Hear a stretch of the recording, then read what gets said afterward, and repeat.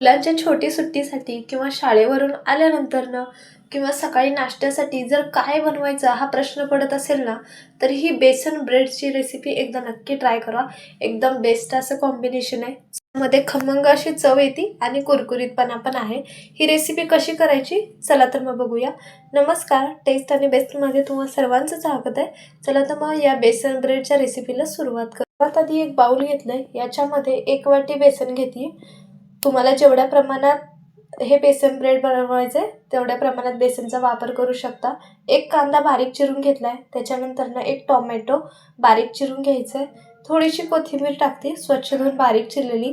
तीळ टाकायचं आहे जेणेकरून चवीला आणि दिसायला अट्रॅक्टिव्ह दिसतो. चवीनुसार मीठ ॲड करूया अर्धा चमचा. त्याच्यानंतरनं लाल तिखट ॲड करायचं आहे. हवा असेल तर हिरवी मिरची पण वापरू शकता. थोडीशी हळद टाकते.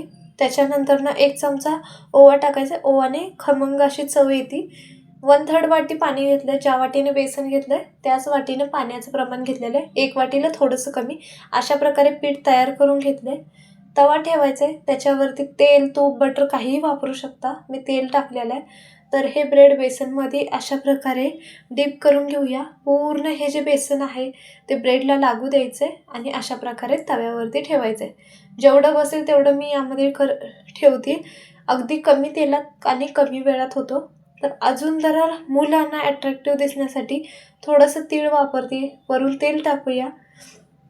एखादा मिनिट झालं की हे पलटून घेऊया. गॅस मी इथं मीडियमवरती केला आहे आणि 2 ते 3 मिनटं दोन्ही साईडने चांगल्या प्रकारे खरपूस होईपर्यंत भाजून घ्यायचं आहे. तर हे काढून घेऊया. अशा प्रकारे राहिलेले पण ब्रेड करून घेते. जेवढं प्रमाण दाखवलं आहे तेवढ्यामध्ये माझे 10 ब्रेड झालेले आहेत. मी इथं थोड्याशा क्वांटिटीमध्ये तुम्हाला दाखवली. व्हिडिओ कसा वाटला ते नक्की सांगा. व्हिडिओ जर आवडला तर नक्की चॅनल लाईक, शेअर, सबस्क्राईब करा. तर यामधला मी तुम्हाला एक तोडून दाखवते. व्हिडिओ पाहिल्याबद्दल धन्यवाद.